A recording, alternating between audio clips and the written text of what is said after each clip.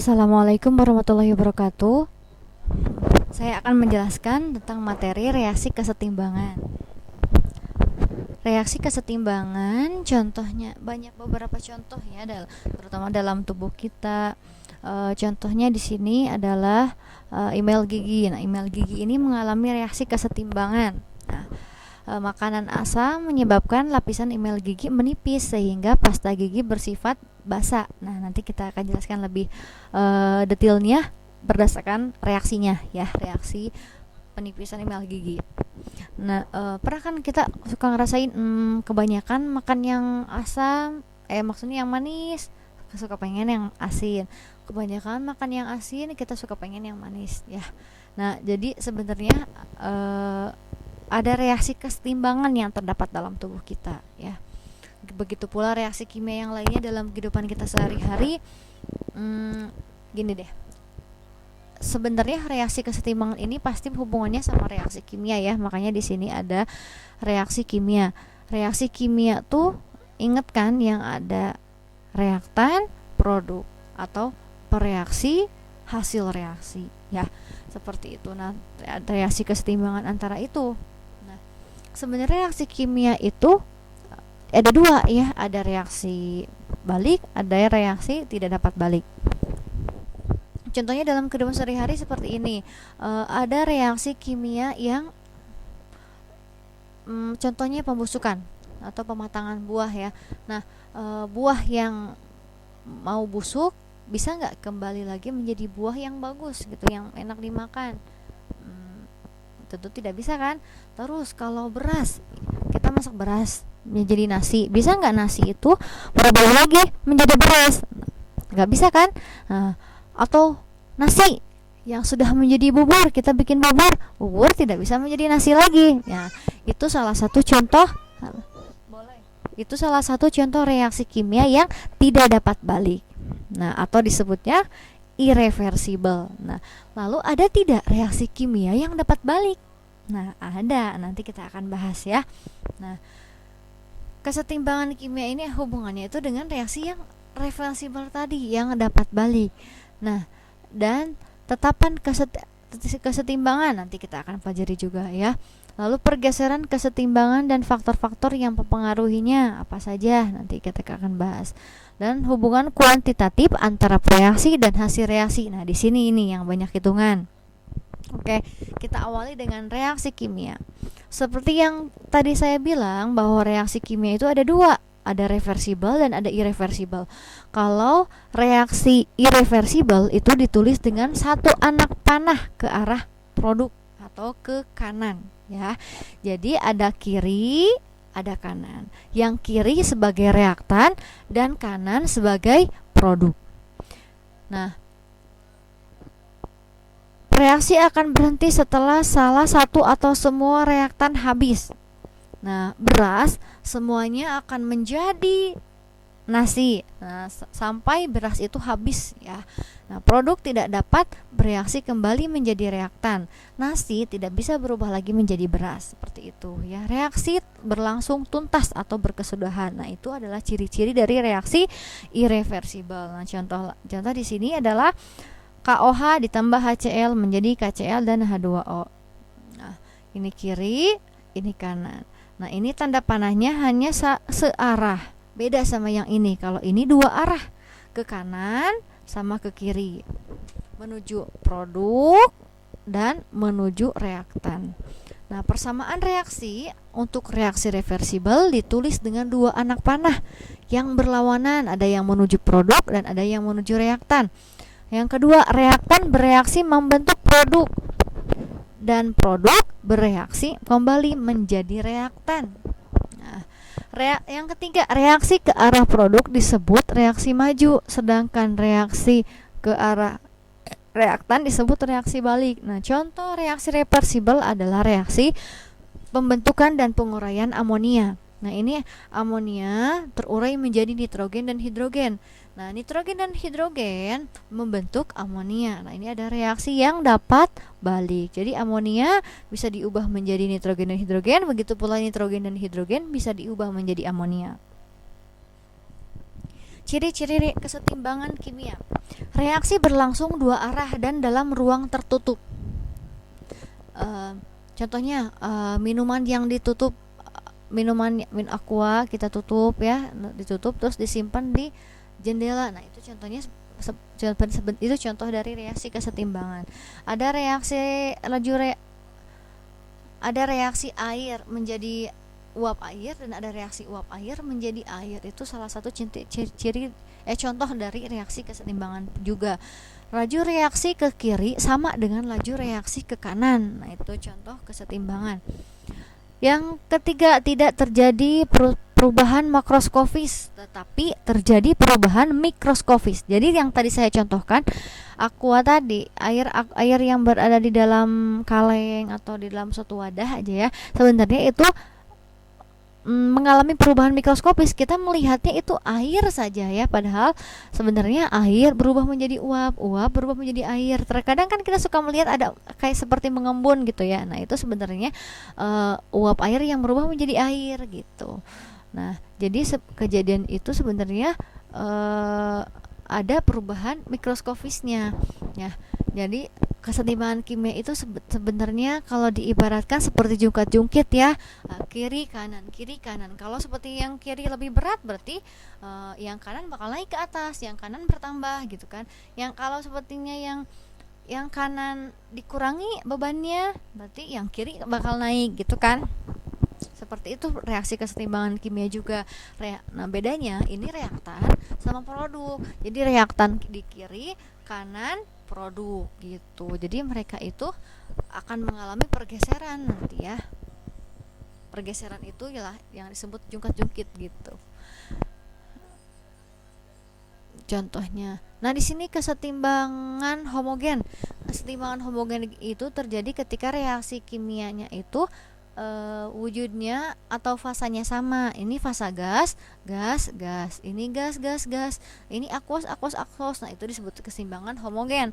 Kalau kesetimbangan heterogen itu fasanya berbeda ya. Ini solid, ini gas. Solid, ini liquid, ini gas. Nah, ini aquos, liquid, aquos. Nah, jadi disebutnya kesetimbangan heterogen. Tahapan kesetimbangan. Nah, dalam keadaan setimbang pada suhu tertentu,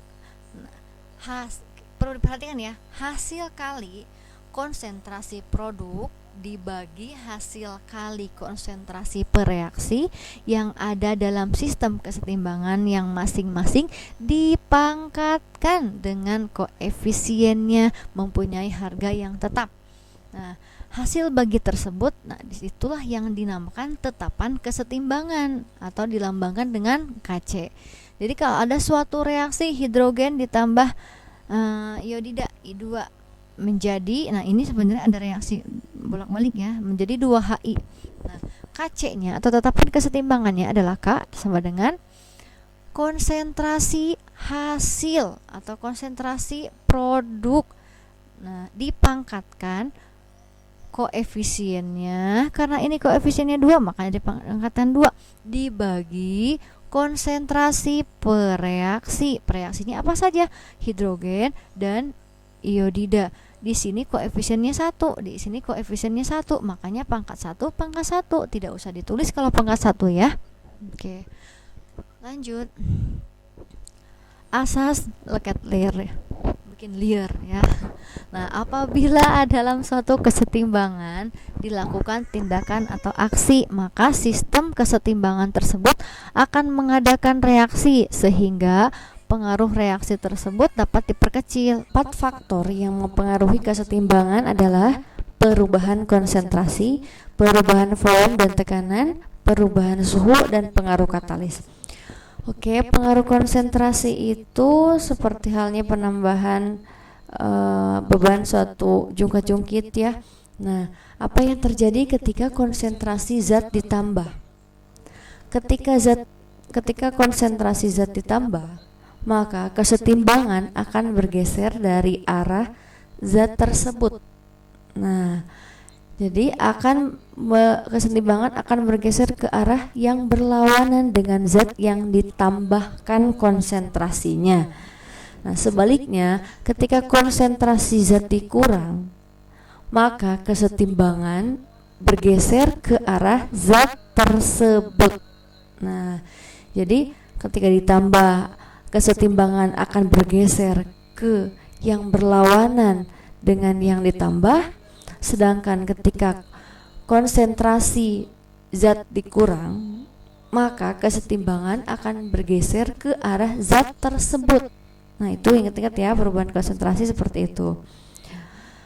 Nah, untuk perubahan volume dan tekanan, jika volume di sistem diperbesar, artinya tekanan menurun kan, atau semakin kecil, sehingga reaksi kesetimbangan bergeser ke koefisien yang besar.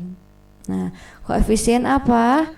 Ingat kan tentang reaksi kimia, koefisien itu yang ini nih, ini 1, koefisiennya ini 3, 1 tambah 3 4. Ya, berarti ruas kiri memiliki koefisien 4, sedangkan ruas kanan ini ya memiliki koefisien 2. Mana yang koefisiennya lebih besar? Berarti yang kiri. Yang kanan koefisiennya lebih kecil. Oke.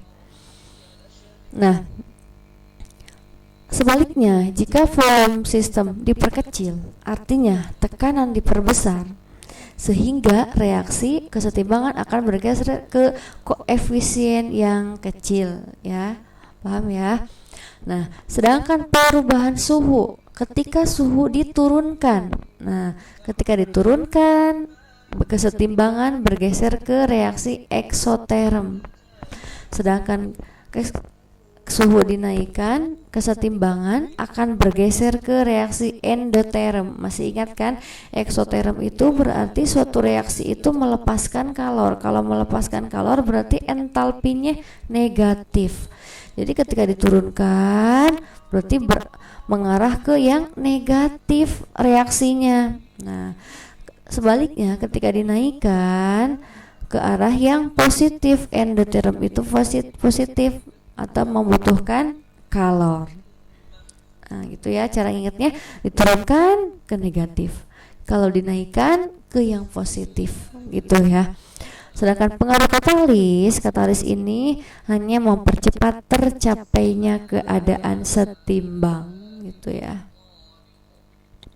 Nah, ini contoh reaksi-reaksi kesetimbangan dalam industri. Nah, contohnya pembentukan dan penguraian amonia. Atau di sini pembuatan amonia ya, pembuatan asam sulfat. Nah, asam sulfat, pembuatan asam nitrat. Nah, dan terakhir pembuatan gas klorin. Masih banyak lagi contoh yang lainnya ya. Nah, di sini entalpinya itu negatif, ini juga negatif, ini negatif. Berarti reaksi-reaksi ini adalah reaksi eksoterm. Jadi ke arah produk, maksudnya ke arah kanan atau ke arah ruas kiri itu melepaskan kalor atau eksoterm. Sebaliknya ketika ke sebelah kiri, tadi ke sebelah kanan ya. Nah, ke sebelah kiri berarti ke arah pereaksi entalpinya positif. Nah, ini kan kalau ke arah ini entalpi ini berarti kan untuk reaksi yang ke arah kanan. Ekso berarti ke arah kiri itu endoterm. Jadi contoh untuk contoh ya dari faktor pertama yaitu pengaruh konsentrasi. Sekarang ketika apabila konsentrasi nitrogen ditambahkan ya, apabila konsentrasi nitrogen ditambahkan, maka kesetimbangan akan bergeser kemana? Ke yang berlawanan, ingat ya, berarti amonia. Nah, berarti kesetimbangan akan bergeser ke amonia. Sekarang apabila nitrogen dikurangi ya, nah apabila nitrogen dikurangi, maka kesetimbangan akan bergeser ke arah yang dikurangi, berarti ruas kiri. Nah, berarti kesetimbangan akan bergeser ke ruas kiri, gitu ya. Nah, sekarang contoh lain, kalau NH3 yang dikurangi Bu, nah berarti pergeseran akan bergeser ke arah kanan atau ke arah produk. sekarang faktor yang kedua, volume. Nah, volume diperbesar, tekanan menurun, kesetimbangan bergeser ke koefisien yang besar. Berarti volume diperbesar, koefisien besar. Oke. Volume diperbesar, maka kesetimbangan untuk reaksi pembuatan amonia akan bergeser ke mana koefisien yang lebih besar. Yang ini kan, ini 4, ini 2. Nah, gimana biar kita ketika kita membutuhkan amonia, pengen amonia lebih banyak gitu, gimana caranya? Berarti pergeseran harus bergeser ke amonia, berarti kan ke arah kanan. Gimana caranya? Nah, berarti kalau ke arah kanan koefisien kecil. Nah, kalau koefisien kecil berarti volumenya juga harus diperkecil. Makanya untuk mendapatkan amonia lebih banyak, kita harus memperkecil volume dan memperbesar tekanan. Maka pergeseran akan bergeser ke arah amonia gitu. Sekarang pengaruh suhu. Kalau pengaruh suhu berarti ketika suhu dinaikkan akan bergeser ke arah yang positif. Positif berarti ini ya. Jadi kalau ke kanan negatif, kalau ke kiri positif. Nah, ketika suhu dinaikkan maka akan untuk reaksi ini maka akan bergeser ke arah kiri, ke arah yang positif. Nah, gimana nih biar kita tadi membutuhkan amonia lebih banyak, biar amonia yang bertambah gitu. Nah, berarti harus ke arah ekso, berarti suhunya harus diturunkan agar pergeseran kesetimbangan bergeser ke arah kanan gitu ya. Contohnya perubahan katalis tadi hanya mempercepat reaksi kesetimbangan ya. Nah, ini contoh-contoh kesetimbangan dalam tubuh manusia. Nah, pertama ini pengatur pH darah ya. Dan yang kedua ini kesetimbangan dalam mulut. Pengaturan pH darah ini tubuh kita itu canggih ya, memiliki mesin yang otomatis dalam mengatur pH darah. pH darah itu stabil di sekitar 7,4. Nah, adanya buffer ini buffer ya, nanti kita akan belajar tentang larutan penyangga di bab selanjutnya. Buffer itu adalah larutan yang ketika ditambahkan sedikit asam ataupun ditambahkan sedikit basa, dia tidak akan merubah pH. Itu pengertian dari larutan garam. Jadi larutan garam maksudnya larutan penyangga atau buffer. Nah, jadi penambahan asam atau penambahan basa tidak akan merubah pH. Jadi pH-nya kayak itu tadinya 7,4. Kalau lebih basa paling 7,41. Kalau lebih asam paling 7,3 gitu. Jadi tidak terlalu berubah pH-nya. Itu fungsinya dari larutan penyangga. Jadi pH darah kita juga termasuk reaksi kesetimbangan. Jadi gimana caranya pH dalam tubuh kita tetap setimbang di sekitar pH netral. Nah, ada sistem kerjanya. Ini ada reaksinya. Sedangkan ketika kesetimbangan dalam mulut reaksinya seperti ini ya. Nah, kalau ini tadi auto ya sama tubuh kita. Sudah ada mesin yang mempertahankan pH, yaitu penyangga. Nah, kalau kalsium hidroksiapatit, nah ini disebutnya kalsium hidroksiapatit ya. Kandungannya itu kalsium, fosfat, dan hidroksi. Nah, apa saja? Nah, kalsium hidroksiapatit akan terurai menjadi kalsium, fosfat, dan ohamin. Nah, jadi ketika mulut kita atau ketika kita minum yang asam-asam atau makan yang asam-asam, nah jadi H+ dalam makanan, dalam apa yang kita makan itu akan bereaksi dengan fosfat, sehingga komponen fosfat berkurang. Coba tadi menurut kesetimbangan kimia faktor-faktor kesetimbangan ya. Ketika konsentrasi fosfat berkurang, ini kan akan bereaksi dengan H+ dengan apa yang kita makan kan. Nah, ketika konsentrasi fosfat berkurang, maka pergeseran kesetimbangan akan bergeser ke arah zat yang dikurangi. Berarti berarti kesetimbangan akan bergeser ke arah kanan ya, ke arah produk. Kalau ini naik, kan tadi dikurangi ya konsentrasi, berarti kalau dalam jungkit ini naik kan. Nah, otomatis ini berkurang kan.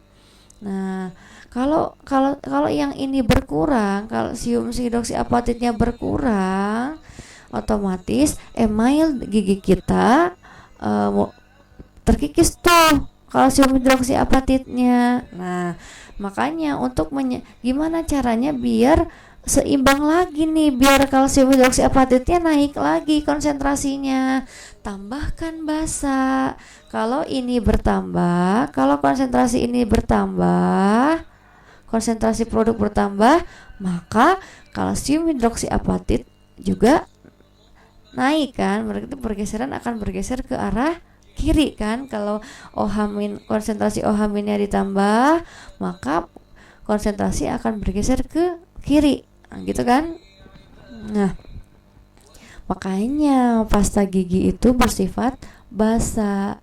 Nah, ini untuk menjaga keseimbangan kandungan kalsium hidroksiapatit. Nah, gitu ya. Tapi kalau sepertinya kita tidak seimbangkan dengan penambahan OH- atau penambahan basa, ya lama-lama kalsium hidroksiapatit ini akan terus terkikis dari email kita, sehingga akan terasa sakit gigi kita. Nah, contoh lain, pencegahan pertumbuhan bakteri di dalam kolam renang. Nah, asam sianurat ini adalah zat yang memiliki sifat antibakteri ya, jadi antiseptik, jadi dapat mencegah pertumbuhnya bakteri di dalam kolam renang. Nah, ini juga ada kadar pemakaiannya ya. Nah, gimana caranya biar setimbang? Nah, itu ilmu kimia yang dipakai ya.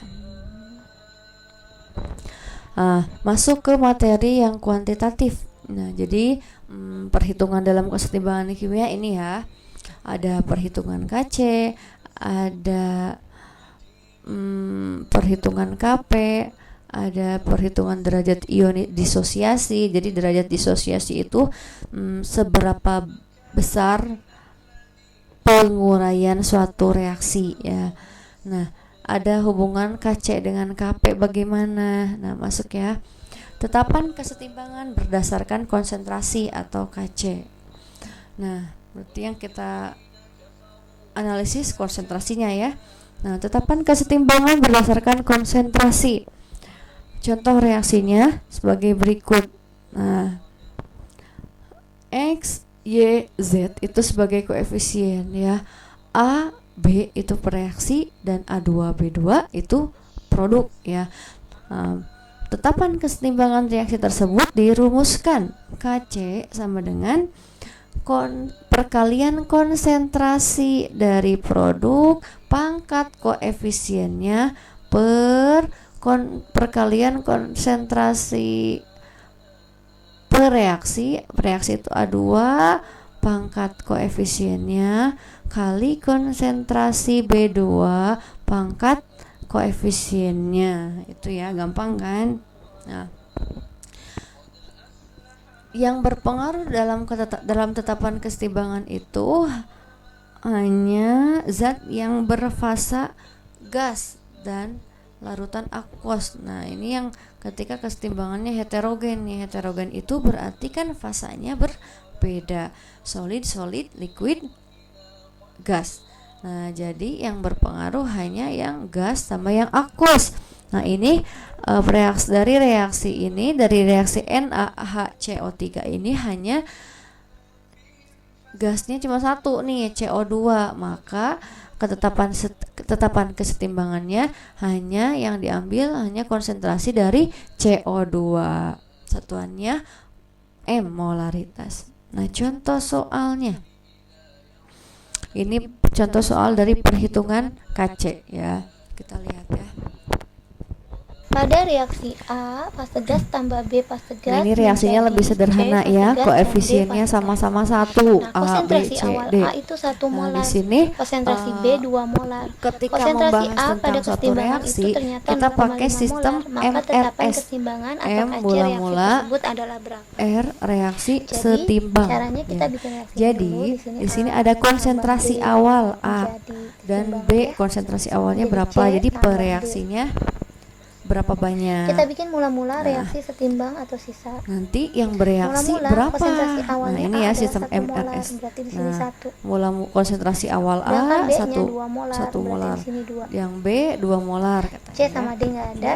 Nah, D bila kan konsentrasi produk, A berarti belum pada ada kesetimbangan ya. itu ternyata sisa 0,5 Ketika setimbang awal-awal. atau Nah, sisa di sini yang 0,5. bereaksi kita nggak tahu nih yang bereaksi, tapi Jadi kita KC-nya tahu berapa?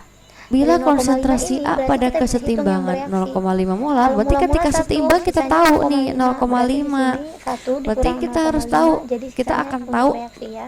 yang Jadi, bereaksi berapa 0,5. banyak Kenapa? ketika Karena 1 kalau ada dikurang 0,5 informasi dikurang 1 dikurang konsentrasi 0,5, setimbangnya hasilnya ya. adalah 0,5. Nah, ini yang A nih yang Jadi diketahui. koefisiennya Satu aja bisa jawab yang sama lain. semua Kenapa? kebetulan. Karena ini Jadi kalau di konsentrasi. sini bereaksi 0,5. Habis.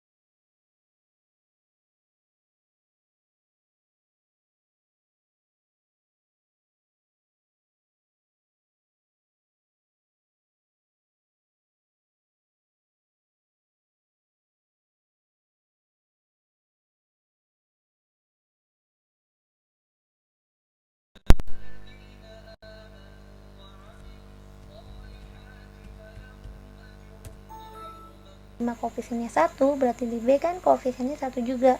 1 berarti sini sama.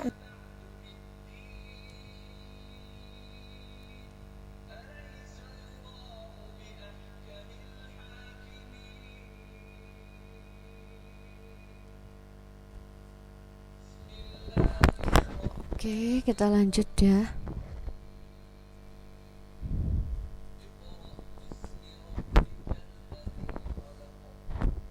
Nol koma 0,5 juga.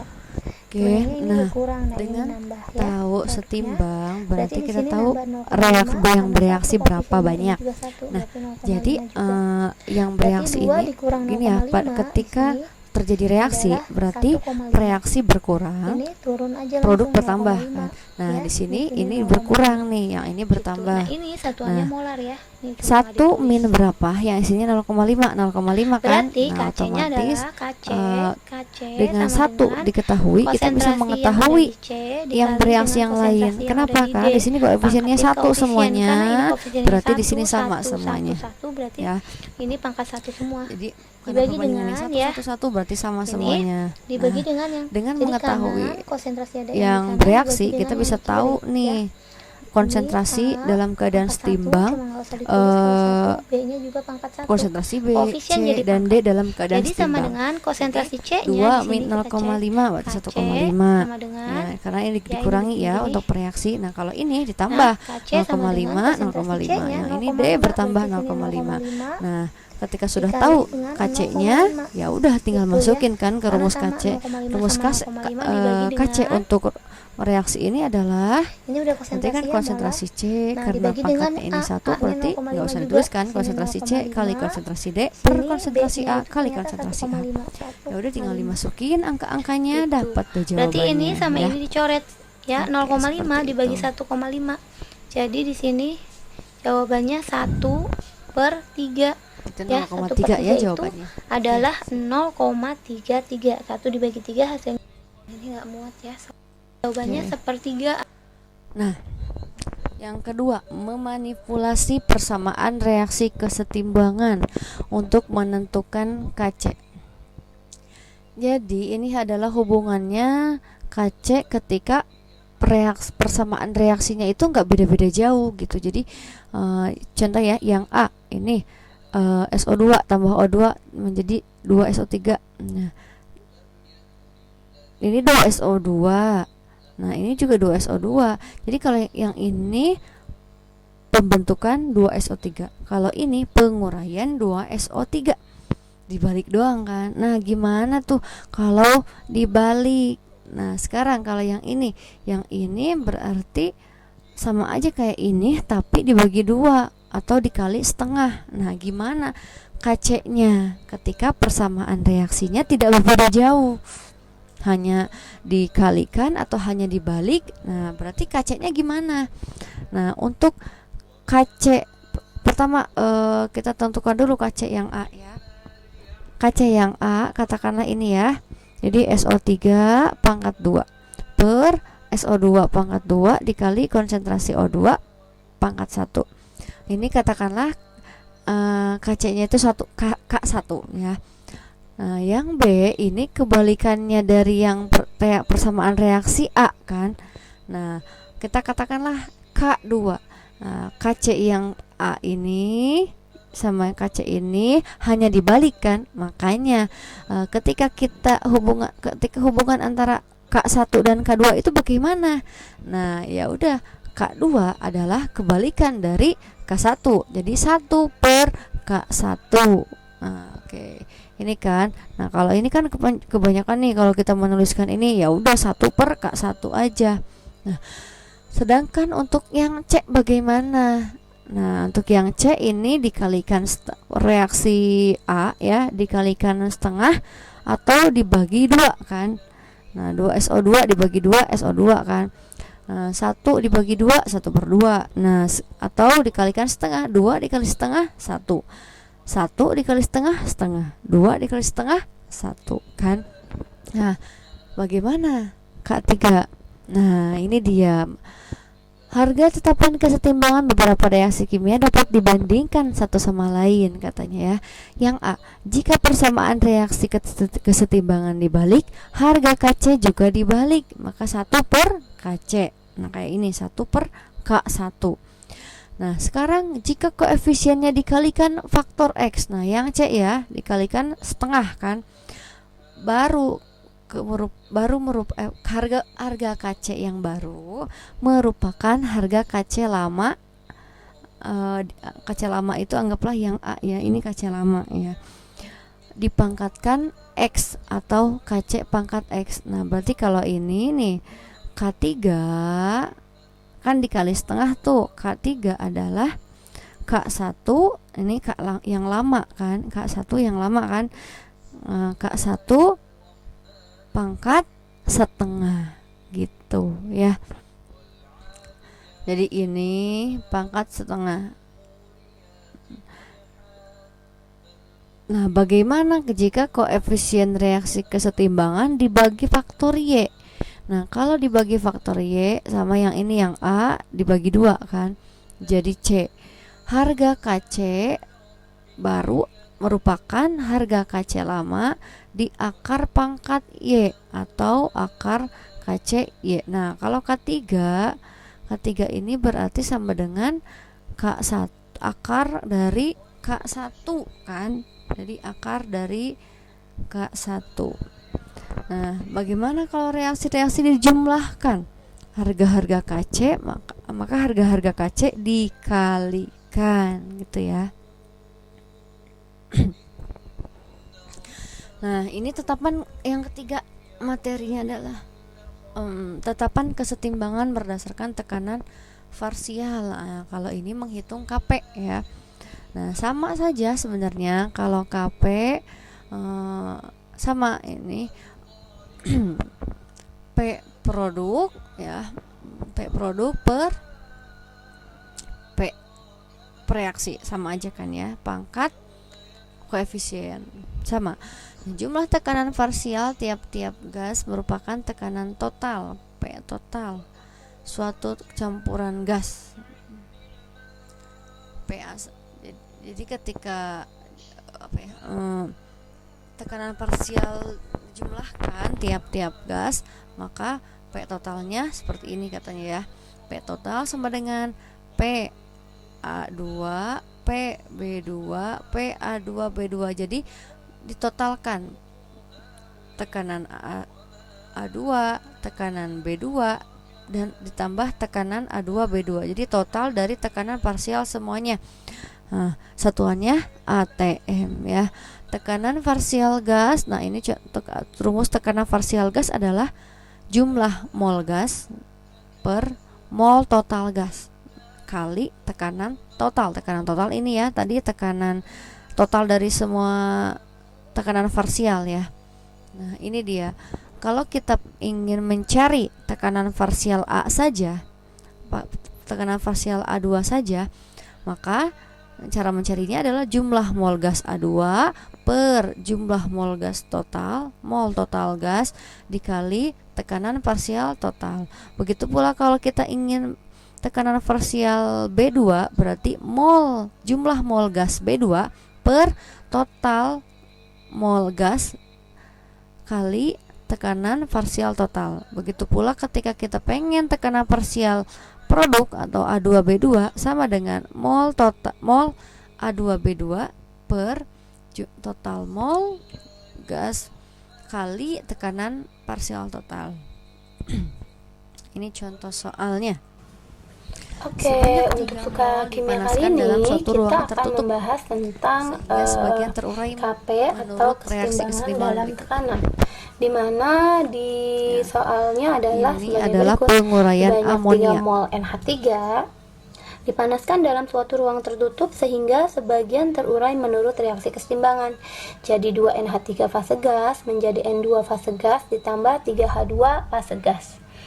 Pada saat kesetimbangan tercapai akan tersisa 1 mol NH3 dan tekanan total campuran sebesar 5 atm ya. Nah, jadi tekanan total campurannya campuran gasnya sebesar 5 atmosfer. Pertanyaannya adalah harga Kp reaksi pada suhu tersebut. Oke, sekarang untuk soal ini kita mau buat dulu langkah pertamanya, buat dulu reaksinya. Yang ini nih 2NH3 kita tulis di sini. Ada total campuran gas. Ini karena fasenya gas berarti ikut semua ya. Gasnya karena dalam kesetimbangan adalah yang ikut adalah gas dan aki. Jadi PNH3, PNA2, sedangkan S solid dan liquid tidak diikut sertakan dalam perhitungan kesetimbangan. Oke, karena ini fasenya gas berarti ikut semua dalam reaksi.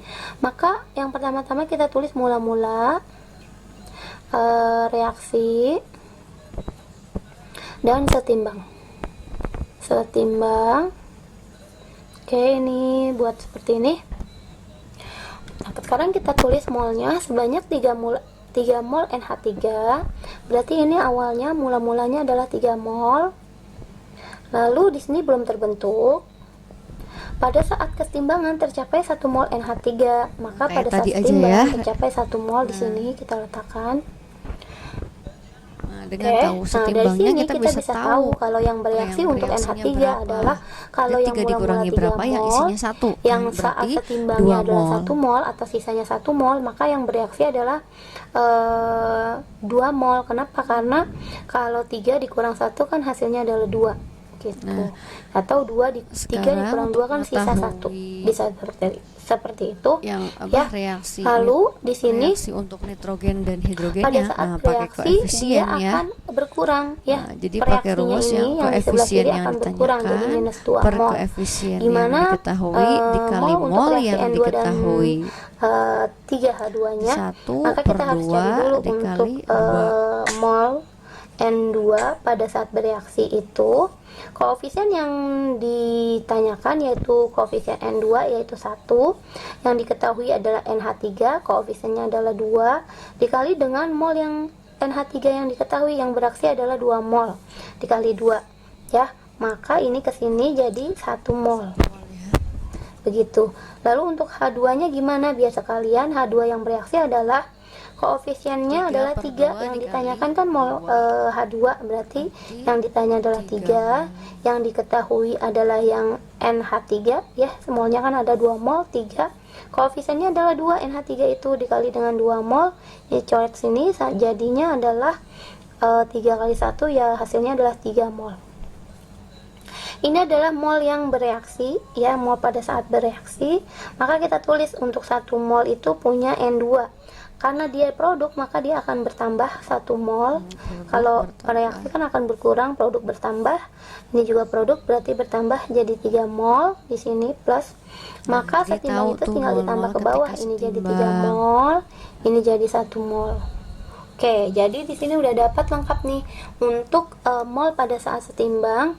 Untuk NH3 kita banding dengan N2, kita banding dengan H2, maka di sini NH3 itu 1 mol, banding dengan N2 itu juga 1 mol, banding H2 itu 3 mol.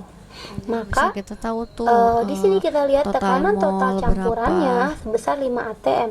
Jadi ini tekanan mereka nih totalnya adalah tekanan itu P ya.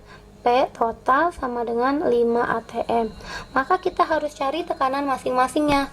Misalnya P dari NH3. Jadi caranya seperti ini.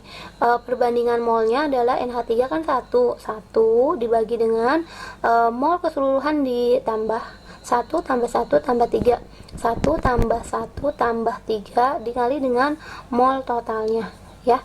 Mol total keseluruhannya adalah 5 atm ya. Maka di sini kita bisa tulis 1 per 1 tambah 1 2 tambah 3 5 kali, ini tulis dulu dikali 5 atm, maka hasilnya ini bisa dicoret jadi 1 atm, 1 atmosfer untuk tekanan NH3. Bagaimana dengan tekanan N2? Tekanan N2 sama caranya, cuma yang diambil untuk N2 ya mol N2 yaitu 1, kebetulan sama, dibagi dengan mol keseluruhan yang seperti di atas ini, totalnya adalah 1 tambah 1 2 tambah 3 ya, 1 tambah 1 2 tambah 3 ya 5 dikali dengan 5 atm, sama caranya di ini jadinya coret juga jadi 1 atm. Nah untuk tekanan di H2 karena di sini H2 ya, tekanannya adalah di sini molnya adalah 3 mol per mol keseluruhan, 1 tambah 1 tambah 3 jadinya 5 dikali dengan tekanan totalnya. Jadi ini sama ini jadi dapatnya 3 atm ya. Nah setelah dapat 3 atm baru kita bisa mencari, sudah dapat tekanan masing-masing, maka kita bisa mencari harga Kp. Ya, untuk harga KP-nya kita bisa geser sedikit ke sini.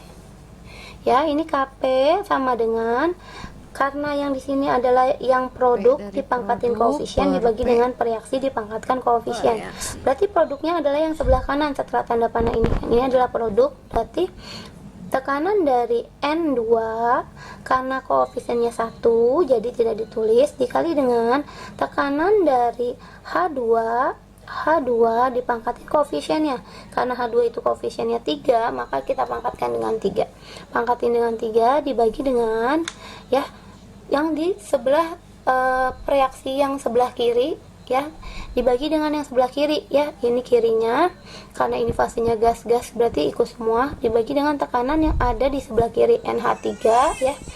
NH3 dipangkatin koefisiennya, yang ini nih, depannya itu ada 2, jadi dipangkatin 2, ya. Oke, setelah itu kita lihat lagi ke sini. KP sama dengan kita masukkan tadi yang kita dapat. Jadi tekanan dari NH3 hasilnya tadi adalah 1 atm. Jadi masuk ke sini 1 dikali dengan tekanan dari N2 itu adalah 1.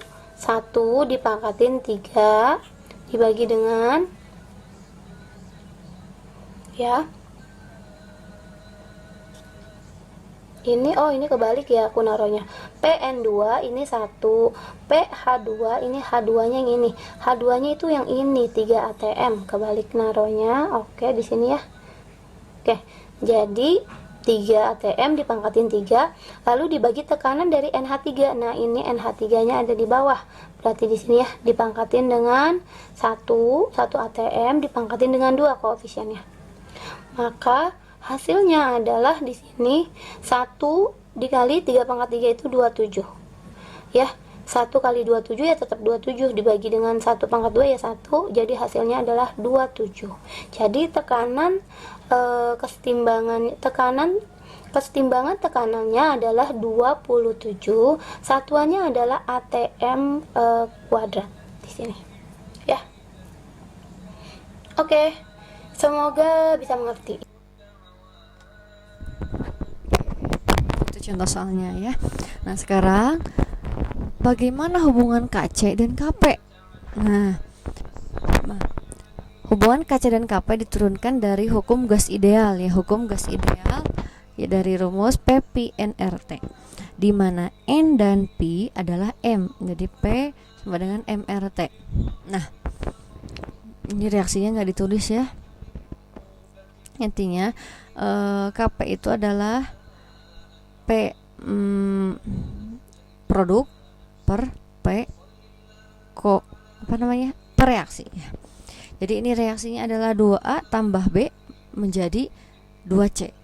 Nah, maka KP sama dengan konsentrasi. Nah, P-nya kan, P ini rumusnya kan konsentrasi C R kali TR ketetapan Avogadro, T suhu ya, suhu dalam Kelvin. Nah, ini PA berarti MA atau konsentrasi A RT pangkat 2. Ini B MB konsentrasi B RT. Nah, ini sama-sama kali RT, sama-sama kali RT, sama-sama kali RT. Nah, kita pisahkan ya. RT pangkat 2, RT pangkat 2 kali RT. Nah, ini konsentrasi C, konsentrasi A, dan konsentrasi B. Tidak lupa pangkat koefisiennya. Nah, kalau dilihat, ini adalah rumus dari KC kan, makanya di sini dia diganti jadi KC. Nah, karena ini KC, konsentrasi produk per konsentrasi reaksi pangkat koefisien masing-masing. Nah, KC kan. Ini RT 2 min pangkat 2 tambah 1 3, 2 min 3. Nah, maka rumus dari KP bisa dikatakan KP sama dengan KC ret ya. KC kali R kali T pangkat delta N. Delta N ini adalah penjumlahan atau pengurangan dari koefisien produk min koefisien per reaksi. Total pangkat koefisien per reaksinya ya, totalnya. Jadi 2 min 2 tambah 1 3, 2 min 3. Nah, ini hubungan Kc dan Kp. Jadi Kp bisa diketahui dari adanya Kc atau tetapan kesetimbangan konsentrasi dikali tetapan Avogadro kali suhu. Nah, ini sama ya seperti yang tadi.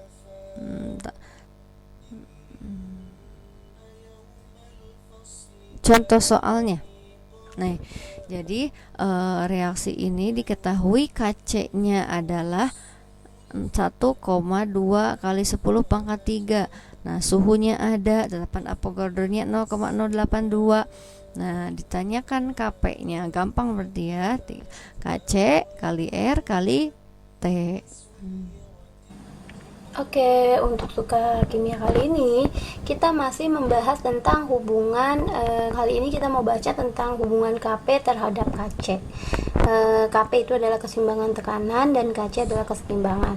Soalnya adalah sebagai berikut. Tetapan kesetimbangan atau Kc untuk reaksi 2SO2 fase gas ditambah O2 fase gas menjadi 2SO3 fase gas. Ini udah setara ya, S-nya 2, O-nya 4.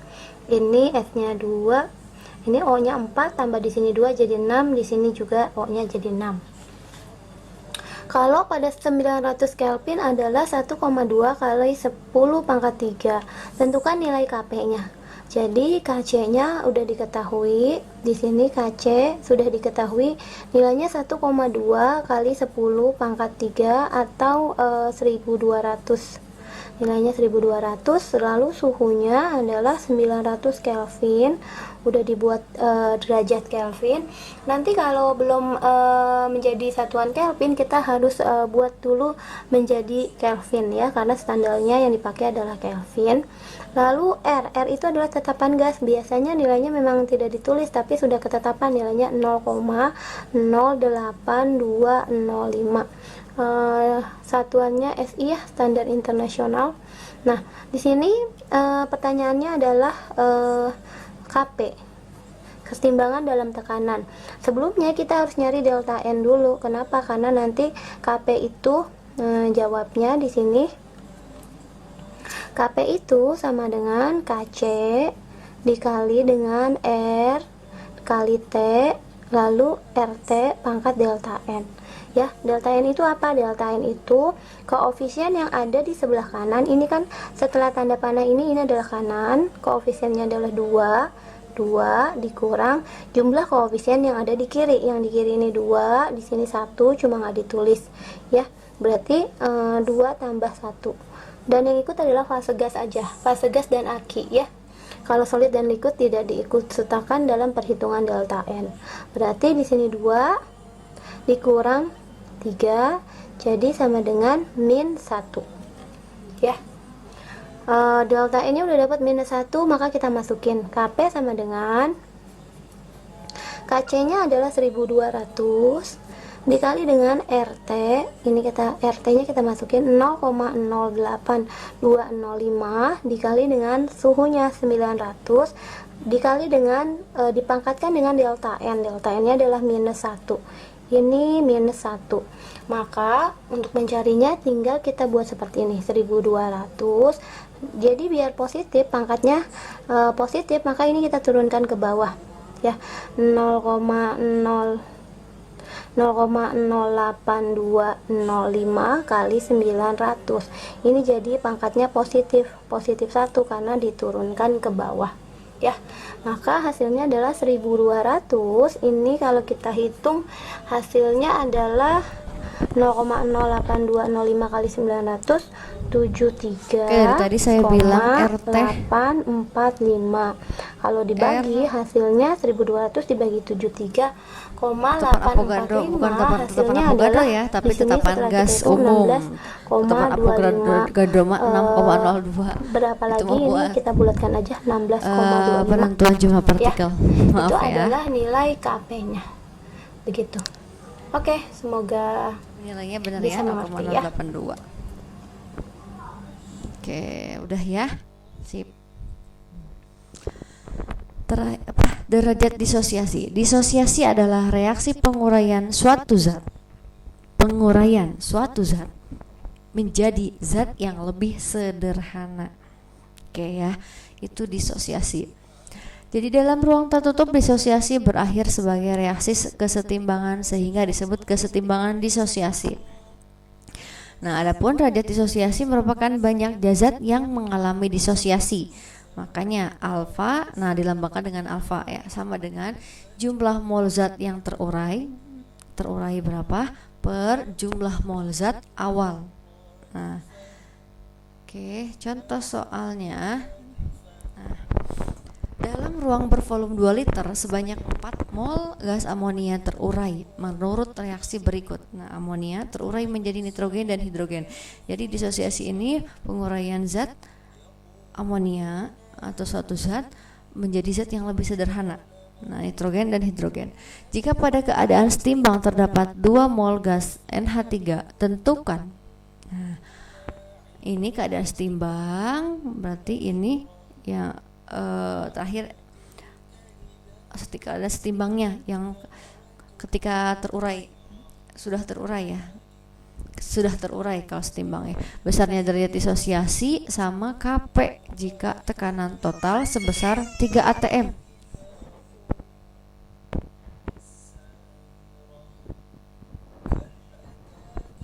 Oke, lanjut ya. Nah, V 2 liter, tekanan total 3 atm. Ini yang diketahui nih. Nah, ini mula-mula dari NH3 4 mol. Nah, ini ya, mula-mula 4 mol NH3.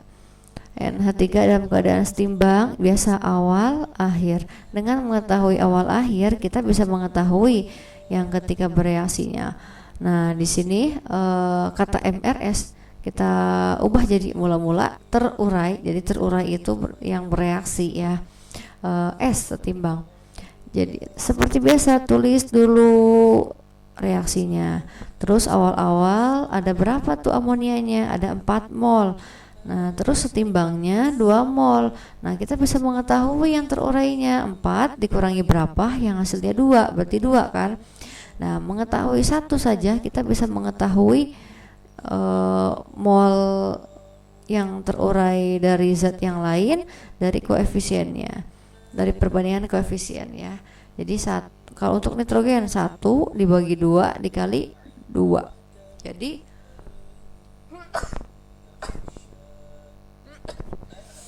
jadi 1 mol. Untuk yang hidrogen 3 dibagi 2 dikali 2, 3 mol. Nah, ini yang terurai. Jadi derajat disosiasi adalah alfa sama dengan mol NH3 yang terurai per mol awal-awal atau mula-mula. Oke, dan tadi terurainya berapa? 2. Terus mula-mulanya ada berapa? 4 kan. Berarti 2 per 4 kali 100%. Berarti 50% yang terurai. Nah, itu dia derajat disosiasi. Nah, pada saat yang pertanyaan kedua Kp ya. Kp jika tekanan total 3 atm. Nah, pada saat setimbang ada molnya kan masing-masing tuh. Nah, ini seperti cara dari contoh soal yang sebelumnya ya. Nah, ini saat setimbang jumlah molnya berarti 2 tambah 1 3, 3 tambah 3 6. Berarti jumlah molnya atau mol total sama dengan 6. Kita bisa mengetahui masing-masing dari tekanan parsialnya adalah tekanan parsial NH3 dari mol NH3 per mol total kali tekanan total. 2 mol per 6 mol kali 3 atm sama dengan 1 molar. Sama yang lainnya juga, tekanan parsial N2 mol N2 per mol total kali tekanan total 1 per 6 kali 3 atm sama dengan setengah molar. Begitu pula untuk hidrogen. Nah, jadi setelah kita mengetahui semua tekanan parsialnya, kita bisa menghitung Kp. Kp sama dengan tekanan parsial produk perkalian dari tekanan parsial produk per tekanan dari tipe reaksi pangkat koefisien masing-masing sama dengan masukkan nilai-nilainya, dapatlah 27/16. Oke, sekian materi kesetimbangan. Mohon maaf atas segala kekurangannya. Terima kasih. Assalamualaikum warahmatullahi wabarakatuh.